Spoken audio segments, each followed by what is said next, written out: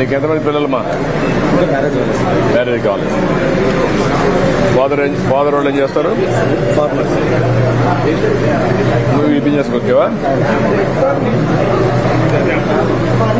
పెట్టుబడి ఎంత పెట్టావు? కాదు ఎంత పెట్టావు దానికి? 5,000 స్టార్ట్ చేసావు. సార్ నేను హ్యాండిక్యాప్నండి. నా భార్య క్యాన్సర్ అండి. నాకు ఒక పాప అండి. షాప్ పెట్టుకుంటాను.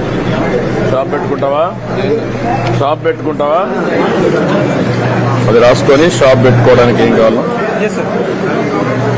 లోన్ వేసుకోండి. అంత